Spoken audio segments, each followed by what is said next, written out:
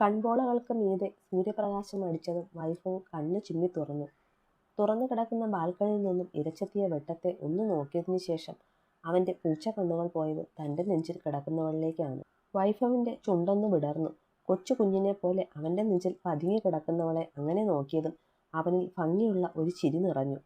പുറത്തുനിന്ന് അടിക്കുന്ന വെട്ടം ശിവയുടെ മുഖത്തും പാറി വീണിരുന്നു. വെട്ടം തട്ടുന്ന ഈർഷ്യയിൽ അവൾ ചുണ്ടു പിളർത്തി അവന്റെ നെഞ്ചിലേക്ക് ഒന്നുകൂടെ മുഖം പൂഴ്ത്തി. പെണ്ണിന്റെ ഈ കളി കണ്ട് ചിരി വന്നവൻ കാലിന് മുകൾ വരെ മൂടിക്കിടന്ന ബ്ലാങ്കറ്റ് എടുത്തു അവളുടെ മേലേക്ക് നന്നായി പുതപ്പിച്ചു. എന്നിട്ട് പെണ്ണിനെ ഇരു കൈകൾ കൊണ്ടും പൊതിഞ്ഞു ഒന്നുകൂടെ തന്റെ നെഞ്ചിലേക്ക് കയറ്റി കിടത്തി. ഡോക്ടറെ. അപ്പോൾ അവളുടെ പതിഞ്ഞ വിളി അവനെ തേടിയെത്തി.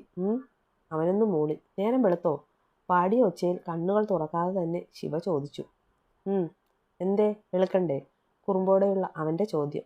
വേണ്ട, നേരം വെളുത്താൽ നിങ്ങൾ തനി മൂശാട്ട കടുവയാവും. ചുണ്ടു പിളർത്തി പെണ്ണ് പറഞ്ഞതും വൈഭവ് പൊട്ടിച്ചിരിച്ചുപോയി. അവന്റെ സന്തോഷത്തോടെയുള്ള ആ ചിരി ആ 4 ചുവരുകളിൽ തട്ടി പ്രതിഫലിച്ചു ശിവയുടെ ഉള്ളിൽ. ചിത്തു കുളി കഴിഞ്ഞ് ഇറങ്ങിയതും കാണുന്നത് തുറന്ന ലാപ്ടോപ്പ് മടിയിൽ വെച്ച് സോഫയിൽ ചാരി തലചരിച്ചു ചായച്ചു കിടന്ന് ഉറങ്ങുന്നവനെയാണ്. ഇന്നലെ അവൾ തിരികെ റൂമിലെത്തിയതും കണ്ടു സോഫയിൽ നിന്നിരുന്ന് വർക്ക് ചെയ്യുന്നവനെയാണ്. അവന്റെ ആ ഇരിപ്പ് കണ്ട് അവളൊരു നിമിഷം നിന്നു.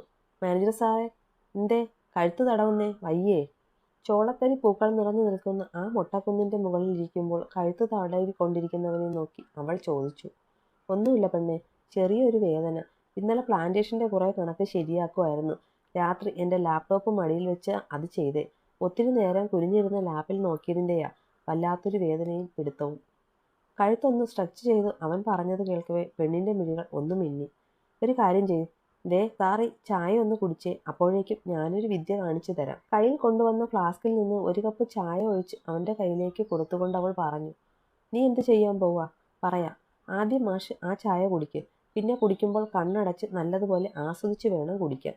പെട്ടെന്ന് കുടിച്ചേക്കല്ലേ. അതെന്താടി? അതൊക്കെ ഉണ്ട്. അതെ, ചെറിയൊരു മരുന്നാ. കുറുമ്പോടെ അവൾ പറഞ്ഞതും ഒന്ന് ചിരിച്ചോണ്ട് ആ ചായ കുടിക്കാൻ തുടങ്ങി അനി. പെണ്ണ് പറഞ്ഞതുപോലെ പതിയെ ചായ സിപ്പ് ചെയ്തതും അതിന്റെ രുചിയിൽ അവന്റെ കണ്ണുകൾ താനെ ഒന്നടഞ്ഞു. കൂടെ കഴുത്തിൽ ഒരു നനുസ്പർശം അവൻ അറിഞ്ഞു. ചിത്തുവാണ്. അവൾ പതിയെ അവന്റെ കഴുത്തിൽ മസാജ് ചെയ്തു വിടുവാണ്. മാന്ത്രികം പോലെ പുറം കഴുത്തിലൂടെ തഴുകുന്ന അവളുടെ കൈകളുടെ മാജിക്കിൽ അത്രയും നേരം ഉണ്ടായിരുന്ന വേദന എവിടെയോ ഓടി മറയുന്നത് അവന് മനസ്സിലായി. എപ്പിടി, ഇപ്പൊ മാറിയോ കഴുത്ത് വേദന? പെണ്ണ് പതിയെ ചോദിച്ചതും ഒന്നും മൂളാനേ അവനായുള്ളൂ. അത്രയ്ക്ക് സുഖത്തിലിരിക്കുമായിരുന്നു അവൻ. പെട്ടെന്ന് അനിയിൽ നിന്ന് കേട്ട മൂളലിലാണ് ചിത്തു പഴയ ഓർമ്മകളിൽ നിന്ന് വെളിയിൽ വന്നേ. ഇരുന്ന ആ ഇരിപ്പിൽ കണ്ണുകൾ അടച്ചുകൊണ്ട് തന്നെ കഴുത്തിൽ തിരിക്കുവാണ് അവൻ. അവന് വേദന എടുക്കുന്നുണ്ടെന്ന് അവൾക്ക് മനസ്സിലായി. ചിത്തു ബാത്റൂം ഡോർ അടച്ച് നേരെ പോയി ബെഡിൽ നിന്ന് ഒരു പില്ലോ എടുത്ത് അവന്റെ അടുത്തേക്ക് നടന്നു. അവന്റെ പിറകിലായി ചെന്നു നിന്നു. തലയിൽ പിടിക്കാൻ കൈ നീട്ടിയതും അവളൊരു നിമിഷം സ്ട്രക്കായി. കൈകൾ വിറച്ചു. വേണ്ട, ഓരോർമ്മയും ഒരു തിരിച്ചുപോക്കും വേണ്ട, അവളുടെ ഉള്ളു പറഞ്ഞു. ചുവന്നു തുടങ്ങിയ കണ്ണുകൾ അമർത്തി തുടച്ച് കയ്യിലെടുത്ത പില്ലോ അവനിരിക്കുന്ന സോഫയിലേക്ക് ഇട്ടിട്ട് മുറിയിൽ നിന്ന് ഇറങ്ങിപ്പോയി. അവള് പോയതും അനി കണ്ണുകൾ തുറന്നു. അവൾ ഡോർ അടച്ച ശബ്ദം കേൾക്കെ ഉറക്കം വിട്ടിരുന്നു. പിന്നെയും പെണ്ണിന്റെ സാമീപ്യം അടുത്തറിഞ്ഞപ്പോൾ ആണ് അനങ്ങാതെ കിടന്നേ. പില്ലോയുമായി അവൾ വന്നത് മനസ്സ് വല്ലാതെ ഒന്ന് സന്തോഷിച്ചിരുന്നു. പക്ഷേ അവനൊന്ന് നിശ്വസിച്ചുകൊണ്ട് അടുത്ത് കിടക്കുന്ന പില്ലോയിലേക്ക് നോക്കി. ദൂരം ഒരുപാടുണ്ട്, ഇനിയും കാത്തിരിക്കണം, മനസ്സിൽ മൊഴിഞ്ഞ അനി.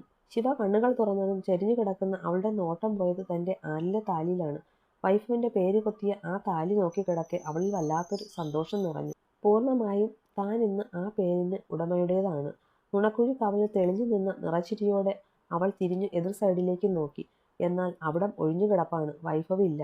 പെട്ടെന്ന് അവനെ ബെഡിൽ കാണാതായതും അവളുടെ മുഖം മങ്ങി. പുതച്ചിരിക്കുന്ന ബ്ലാങ്കറ്റ് കൂട്ടിപ്പിടിച്ച് അവൾ ബെഡിൽ നിന്ന് എഴുന്നേറ്റിരുന്ന് ചുറ്റും നോക്കി. പെട്ടെന്ന് താഴെ എന്തോ ശബ്ദം കേൾക്കെ അവളുടെ ചുണ്ട് എടിപിടിയെന്ന് തിളങ്ങി. എന്നെ വിളിക്കാതെ എഴുന്നേറ്റല്ലേ, കാണിച്ചു തരാം കടുവേ, കുറുമ്പോടെ പറഞ്ഞുകൊണ്ട് ബെഡിൽ നിന്ന് പതിയെ എണീറ്റവൾ നിലത്തേക്ക് കാൽ വെച്ചതും ഒന്ന് വിറച്ചു. ശരീരത്തിന്റെ ആ പിടച്ചിലിനും ഒരാനന്ദം കണ്ടെത്തി പെണ്ണ്. തന്റെ ചെക്കൻ തലേ രാത്രിയിലത്തെ കാട്ടിക്കൂട്ടലിന്റെ ഫലമാണ് എല്ലാം. അതിന് കൂട്ടുപോലെ ദേഹത്തുടനീളം ചെക്കന്റെ മുദ്ര ചുവന്ന പാടായി കിടപ്പുണ്ട്. അതിലൂടെ എല്ലാം കണ്ണോടിച്ചപ്പോഴേ പെണ്ണിന് ആകെ നാണം കൊണ്ട് ചുവന്നുപോയി. അപ്പോ ഇന്നിനി വൈഫോ ഡോക്ടർ വരുന്നില്ലെന്നാണോ? ഇല്ല, എമർജൻസി വന്നാൽ ഡോക്ടർ ഹാരിഷ് അറ്റൻഡ് ചെയ്തോളും, ഞാൻ മെസ്സേജ് ചെയ്തിട്ടുണ്ട്. ചിരിയോടെ സിദ്ധു മറുപുറത്തു നിന്ന് ചോദിച്ചതും കടുപ്പത്തിൽ വൈഫവിന്റെ മറുപടി വന്നു. ഇരുവരും ഫോണിൽ സംസാരിക്കുകയാണ്. രാവിലെ ഒരു എമർജൻസി ഓപ്പറേഷൻ വന്നെന്നും പറഞ്ഞ് വൈഫവിന് കോൾ വന്നു. എന്നാൽ മറ്റൊരു ഡോക്ടറെ അത് ഏൽപ്പിച്ച് സിദ്ധുവിനെ വിളിച്ചു. ഇന്നിനി ആരും തന്നെ വിളിക്കേണ്ടെന്ന് താക്കീത് നൽകുവാണ് വൈഫവ്. എടാ വിച്ചു, അപ്പോ എൻ്റെ കുട്ടി നല്ല മോനായോ? ശരിക്കും എന്താടാ പറ്റിയേ? ശിവ എന്തിയേ? സിദ്ധു ഇടതടവില്ലാതെ ചോദ്യങ്ങൾ വിട്ടത്തിൽ അനിശത്തിൽ ഫോൺ കട്ട് ചെയ്ത് ഇഡിയറ്റ് എന്ന് പറഞ്ഞു വൈഫവും.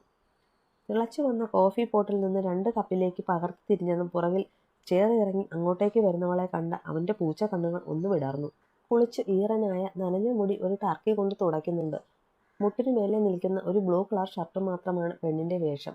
ഈറനായി നിൽക്കുന്നത് കൊണ്ട് തന്നെ അവളുടെ നെഞ്ചിലും മറ്റുമായി ഷർട്ട് ഒട്ടിപ്പിടിച്ചിട്ടുണ്ട്. വെണ്ണ പോലുള്ള കാലുകളിൽ സ്വർണം പോലെ തിളങ്ങുന്ന പെണ്ണിന്റെ രോമങ്ങൾ തണുപ്പിൽ പൊങ്ങി നിൽപ്പുണ്ട്. തന്റെ പെണ്ണിനെ അങ്ങനെ കണ്ടതും വിടർന്നു നിന്ന വൈഫിന്റെ പൂച്ച കണ്ണുകൾ തിളങ്ങി.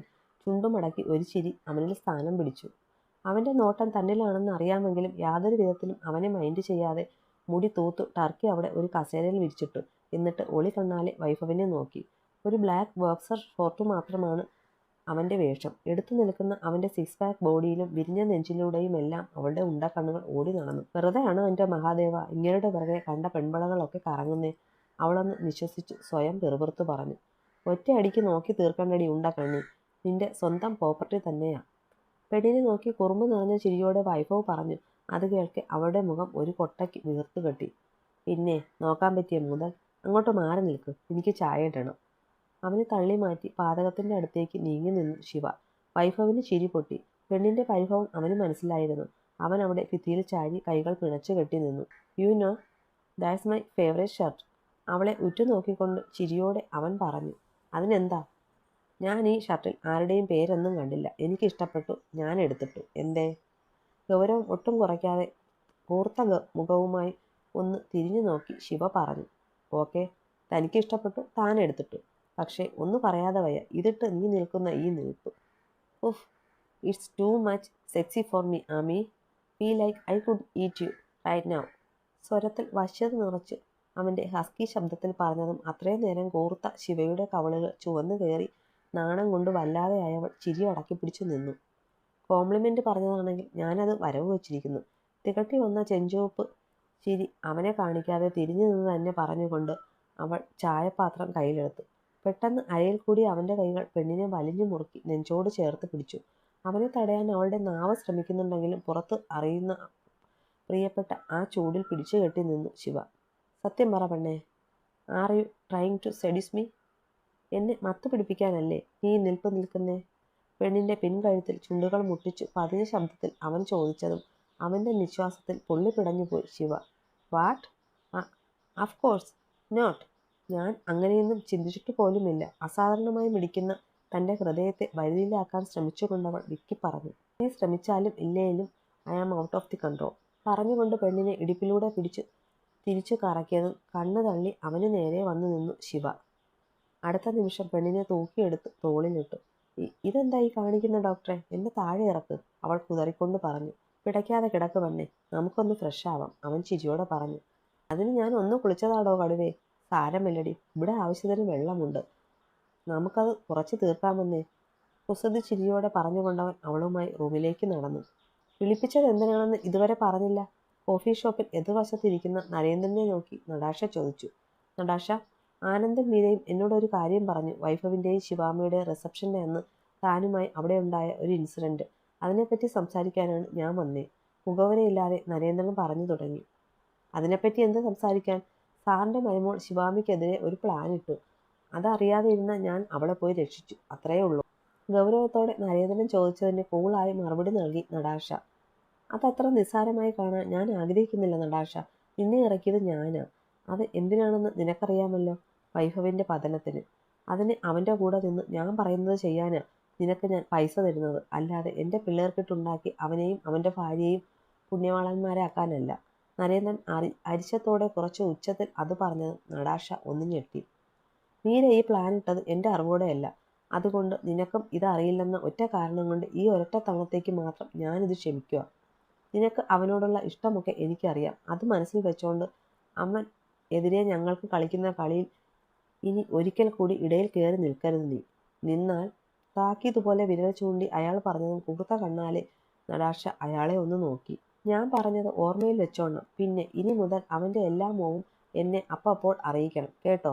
പറഞ്ഞ് അയാൾ എഴുന്നേറ്റതും കേട്ടു എന്ന് തലയാട്ടി നടാഷ അവളെ ഒന്നുകൂടെ ഒന്ന് ഇരുത്തി നോക്കിയിട്ട് നരേന്ദ്രൻ അവിടുന്ന് ഇറങ്ങി. അയാൾ പോയത് മേശപ്പുറത്ത് വെച്ച തൻ്റെ ബാഗിൽ നിന്ന് മൊബൈൽ എടുത്ത് അതിലെ വോയിസ് റെക്കോർഡർ ഓഫാക്കി നടാഷ. വിദ്യേച്ചി, വിദ്യേച്ചി! ഓടിപ്പിടിച്ച് മുറിക്കകത്തേക്ക് കയറി വന്ന വൃന്ദ കയറി വന്നതും എന്താടീ കിടന്ന് പോകുന്നത്? വിദ്യ അവളെ നോക്കി ദേഷ്യപ്പെട്ടു.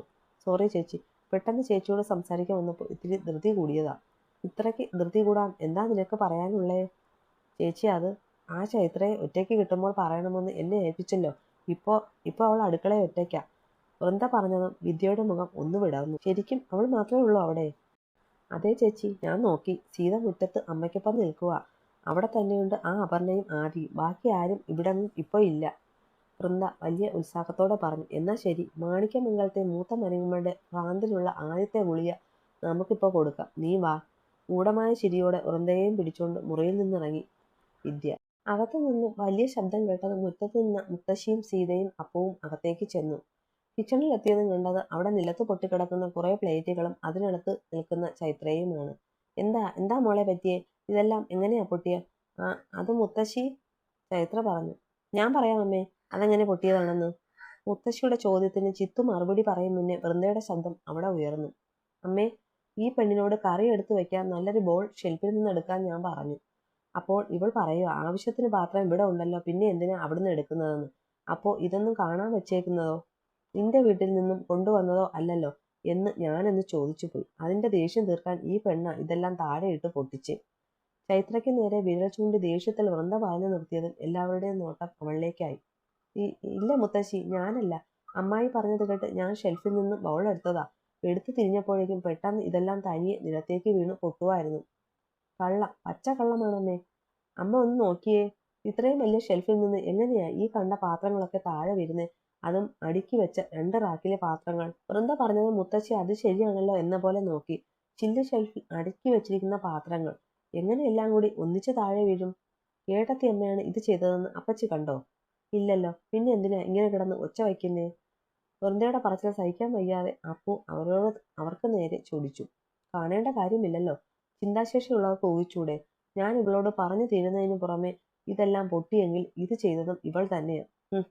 കണ്ട തിണ്ണയിലും അനാഥ മന്ദിരത്തിലും വളർന്നതല്ലേ, ഇത്രയും വിലയുള്ള പാത്രങ്ങളൊക്കെ കണ്ടിട്ട് പോലും ഉണ്ടാവില്ല. അപ്പോൾ ഞാൻ പറഞ്ഞത് ഇഷ്ടമാകാതെ മനഃപൂർവ്വം ചെയ്തതാ ഇവൾ. തലയ്ക്ക് സ്ഥിരതയുള്ള ആരെങ്കിലും ചെയ്യുന്ന പണിയാ? തല പിടിച്ചു നിൽക്കുന്ന ചൈത്രയെ നോക്കി അവളെ പുച്ഛത്തോടെ പറഞ്ഞുകൊണ്ട് തിരിഞ്ഞത് മുന്നിൽ നിൽക്കുന്ന ആളെ കണ്ടു വൃന്ദ ഞെട്ടി. കിച്ചന്റെ ഡോർ പിടിയിൽ ചാരി കൈകൾ പിഴച്ചു കെട്ടി നിൽക്കുവാണ് സാക്ഷാൽ വൈഭവ് വർമ്മ.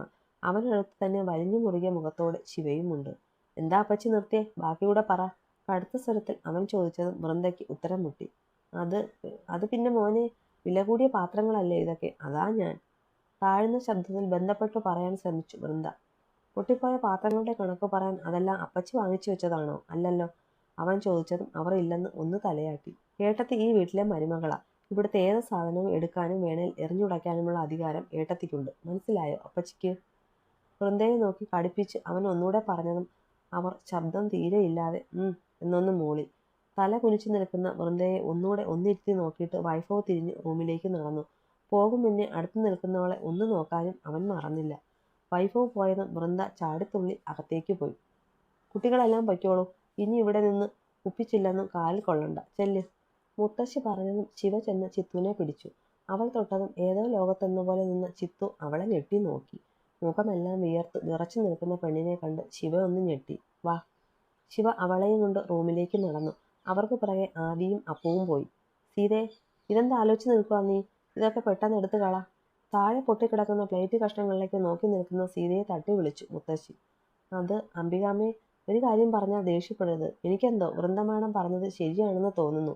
എന്താ സീതേ നീ ഈ പറയുന്നേ? ആ കുട്ടി അറിഞ്ഞുകൊണ്ടിത് ചെയ്യുവോ? സീത പറഞ്ഞത് കേട്ട് അംബികാമ്മയ്ക്ക് ദേഷ്യം വന്നു. എന്ന് ചോദിച്ചാൽ എന്ത് പറയണമെന്ന് എനിക്കറിയില്ല അംബികാമ്മേ. ഞാൻ അടുക്കളയിൽ നിന്ന് മുറ്റത്തേക്ക് വരും മുന്നേ ചിത്തുമോള് ഈ ഷെൽഫ് നോക്കി നിൽക്കുമായിരുന്നു. എന്താ ഇങ്ങനെ നിൽക്കുന്നതെന്ന് ചോദിച്ചപ്പോൾ പറയുക, അടുക്കി ഇതെല്ലാം ഇരിക്കുന്നത് കണ്ടപ്പോൾ ചുമ്മാ നിലത്തിടാൻ തോന്നുന്നുവെന്ന്. തമാശയാണെന്ന് ഞാനപ്പോൾ ഓർത്തേ. പക്ഷേ ഇപ്പോൾ. സീത പറഞ്ഞു നിർത്തിയതിൽ മുത്തശ്ശിയുടെ മുഖം ഉരുണ്ടു. അവരിനുള്ളിൽ സംശയത്തിന്റെ മുള പൊട്ടി. ചേച്ചി നല്ല ആളാ. എന്നെ ഇതെല്ലാം ചെയ്യാൻ പറഞ്ഞു വിട്ടിട്ട് അവസാനം ചെറുക്കം വന്നപ്പോൾ മുങ്ങിയല്ലേ? മുറിയിലേക്ക് ഓടി വന്ന് വിദ്യയ്ക്ക് അരികിലേക്ക് ചെന്നിരുന്ന് മുഖം കൂർപ്പിച്ച് വൃന്ദ പറഞ്ഞത് വിദ്യ ഒന്ന് ചിരിച്ചു. ചേച്ചി ചിരിച്ചോ? വലിയ കാര്യമായിട്ട് ഏതാണ്ട് ഒപ്പിക്കാൻ പോകുകയെന്ന് പറഞ്ഞിട്ട് കുറച്ച് പ്ലേറ്റ് പൊട്ടിച്ചതല്ലാതെ ഒന്നും നടന്നില്ല. ഒന്നും നടന്നില്ലെന്ന് നിന്നോട് ആരാടി പറഞ്ഞ്? മുഖമാടി പറയുന്ന വൃന്ദയെ നോക്കി ചിരിയോടെ വിദ്യ ചോദിച്ചു. നീ പോത്തെ, ആ ശിവയെ ഇവിടുന്ന് ഓടിക്കാൻ നീയും ഞാനും കുറേ ശ്രമിച്ചു. ഒന്നും നടന്നില്ല. അപ്പോൾ ഇനി കളിച്ചാൽ സൂക്ഷിച്ചു ചെയ്യണമെന്ന് കരുതി തന്നെയാ ഞാനിത് പ്ലാൻ ചെയ്തേ. നീ പറഞ്ഞല്ലോ കുറേ പ്ലേറ്റ് പൊട്ടിയതല്ലാതെ വേറൊന്നും നടന്നില്ലെന്ന്. എന്നാൽ അത് മാത്രമല്ല, ചൈത്രയുടെ പ്രവൃത്തിയിൽ അമ്മയുടെ മനസ്സ് ഒന്ന് ഇളകിയിട്ടുണ്ട്. അത് മതി ഇപ്പോൾ എനിക്ക്. ഇനി ആ ഇളക്കം പതിയെ നല്ല രീതിയിൽ ആട്ടമുണ്ടാക്കും ഞാൻ. അങ്ങനെ ചൈത്രയെ എല്ലാവർക്കും മുന്നിൽ ഒരു മുഴുപ്രാന്തിയാക്കും. നീ കണ്ടോ? ചിരിയോടെ വിദ്യ പറഞ്ഞത് വൃന്ദ അമ്പരപ്പോടെ അവളെ നോക്കി ചിരിച്ചു. വൈഫ് റൂമിലേക്ക് ചെന്നു നേരെ ബാത്റൂമിലേക്ക് കയറി ഒന്ന് ഫ്രഷായി ഇറങ്ങിയതും അനി അവൻ്റെ റൂമിലേക്ക് കയറി വന്നു. ഏട്ടൻ എവിടെയായിരുന്നു? ഓഫീസിൽ. അവിടെ ഇരിക്കുമ്പോഴാ അപ്പോൾ വിളിച്ച് ഇവിടെ ഉണ്ടായതൊക്കെ പറഞ്ഞ്. നീ വന്നു എന്നുകൂടി പറഞ്ഞു ഞാനിങ്ങ് പോന്നു.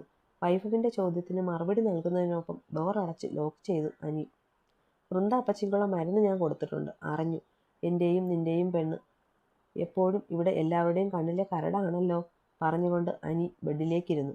ഏട്ടന് വേറെ എന്തേലും പറയാനുണ്ടോ? അനിയുടെ മുഖം കണ്ട വൈഭവ് സംശയത്തോടെ ചോദിച്ചു. നിനക്ക് എന്നോട് വല്ലതും പറയാനുണ്ടോ വിച്ചു? അനിയുടെ മറു ചോദ്യം വന്നു. വൈഭവ് ഒന്നും മിണ്ടാതെ ബാൽക്കണിയിലേക്ക് ചെന്നു. മംഗലത്ത് ഗോഡൌൺ കത്തിയ ദിവസത്തെ CCTV വിഷ്വൽസ് എവിടെ വെച്ചു? അത് മറ്റാരും കാണും മുമ്പേ നീ കളക്ട് ചെയ്തെന്നാണല്ലോ ഞാൻ അറിഞ്ഞേ. എന്നിട്ട് അതവിടെ? അനി വൈഭവിന് പുറകെ വന്ന് നിന്ന് ചോദിച്ചു. കമ്പനിക്ക് തീ പിടിച്ചതാണോ അതോ ആരേലും മനഃപൂർവ്വം ചെയ്തതാണോ? വീണ്ടും അനി ചോദിച്ചതും മറുപടി പറയാതെ വൈഭവിൻ്റെ കയ്യിൽ റെയിലിങ്ങിൽ മുടുങ്ങി. ആരാ വിച്ചു അത്?